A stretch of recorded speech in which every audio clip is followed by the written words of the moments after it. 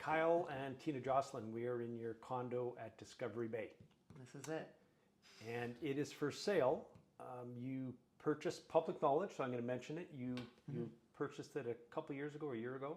Yeah, about a year. It'll be 2 years this July.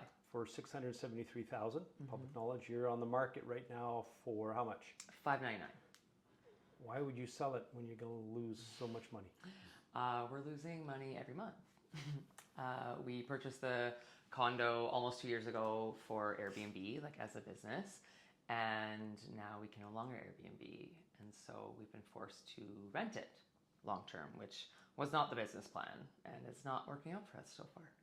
Yeah, so when you're purchasing a resort style building, that comes with like resort style mortgages, which are not the same as regular mortgages, and so our break even is just higher than we would like it to be, and it worked for the business model that we ventured in with, but with short-term rentals not being a thing anymore, you know, you can't charge as much as you want for long-term rentals, even furnished. So you're selling it. A lot of people would say, well, why can't you just rent it long-term? That's what they want it for. Why don't you rent it long-term? Yeah. So we heard that, you know, this was coming down the line and that we wouldn't be able to Airbnb come May. And so we tried our hand at renting, and we got scammed and had a squatter in here for a few months, and she ended up trashing the place and stealing stuff from us and people in the building. And finally, we got her out through the tenancy board, but the tenancy and landlord board takes its time, right? Like they want to make sure that everything is working for everyone, but it's very much on the tenant's side of things, which I don't think is a bad thing all the time, but it's just taken a long time to get someone who was squatting in our space to get out. You simply never would have bought. No. Never would have bought. We don't want to be landlords.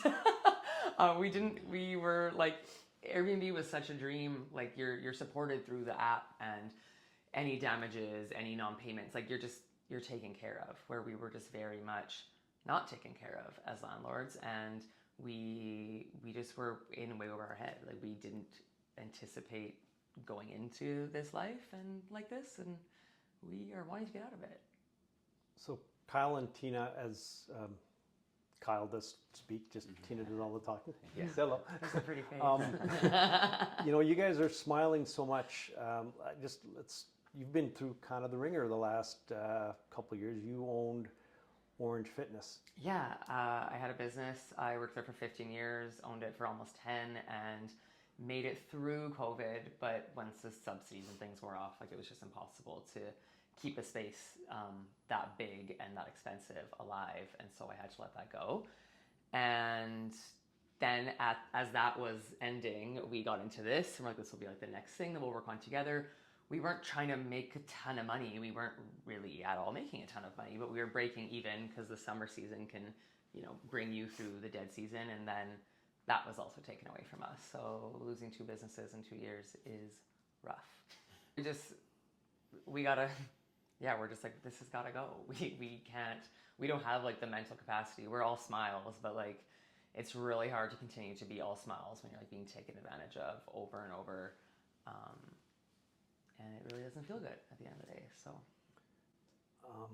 Let's just, for what it's worth, let's just try to give you a plug if we can. What's your other business there?